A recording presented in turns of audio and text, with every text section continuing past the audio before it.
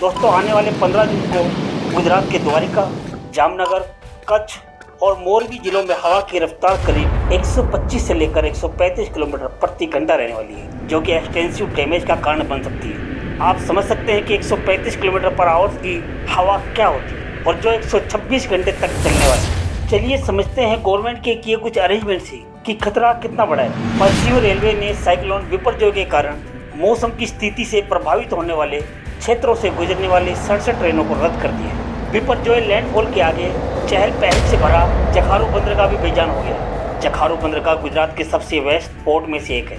तूफानी समुद्र, तेज हवा, भारी बारिश को छोड़कर शांत रूप से निष्क्रिय है, क्योंकि यह साइक्लोन बिपरजॉय के आने का इंतजार कर रहा है। कुछ ऑन ड्यूटी कर्मचारियों को छोड़कर बंदरगाह किसी भी जीवित आत्मा से रहित है, क्योंकि 15 जून को बहुत गंभीर साइक्लोनिक स्ट्रॉम के भूस्खलन की आशंका में वहां की पूर्व मानव आबादी को खाली करा दिया गया। मछली पकड़ने वाली सैकड़ों नावों को तट पर लाया गया।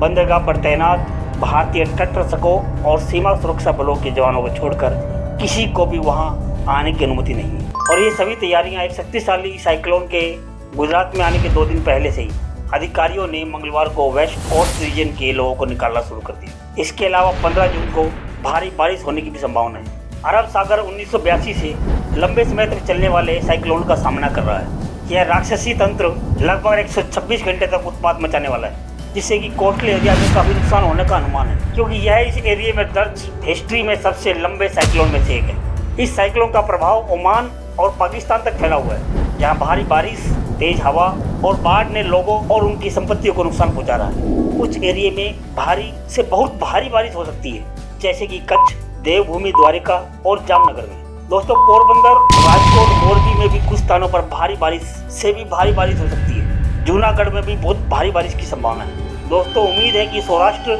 और उत्तर गुजरात एरिया के शेष जिलों में भारी बारिश होगी और इसके बाद 16 जून को उत्तरी गुजरात और आसपास के दक्षिण राजस्थान में मध्यम और भारी बारिश की संभावना है। तो दोस्तों आपने सुना ही होगा कि बिपरजॉय जैसे चक्रवात गंभीर और बार बार हो रहे हैं, लेकिन क्या आपको पता है कि इसके पीछे क्या कारण हो सकते हैं? चलिए इसको डिटेल से समझते हैं। अत्यंत प्रचंड साइक्लोन बिपरजॉय के बनने के पीछे अरब सागर की प्रकृति में धीरे धीरे लेकिन अवांछनीय परिवर्तन है। पहले यह एरिया उत्तर हिंद महासागर में बंगाल की खाड़ी की तुलना में हमेशा ठंडा रहता था, लेकिन 4 दशक पहले एक बड़े बदलाव की शुरुआत हुई। पिछले साल प्रकाशित एल्सेवियर्स अर्थ साइंस रिव्यू के एक पेपर के अनुसार अरब सागर के ऊपर समुद्र की सतह का तापमान 4 दशक पहले की तुलना में हाल ही के दशक में 1.2 से लेकर 1.4 डिग्री सेल्सियस तक बढ़ गया है। यानी यहाँ के पानी का तापमान बढ़ रहा है और इसका परिणाम है अधिक और बार बार आने वाले साइक्लोन। ये साइक्लोन अब मजबूत हो रहे हैं और अक्सर लंबे समय तक चलते रहते हैं। यह एक चिंता का विषय है,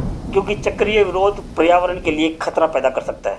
यहाँ तक कि अगर हम साइक्लोन तूफानों की गति और आकार की बात करें तो वे भी अपेक्षाकृत बढ़ रहे हैं। इससे बाढ़, आंधी, बारिश और अधिक पानी की समस्या चिंता का विषय बन सकती है।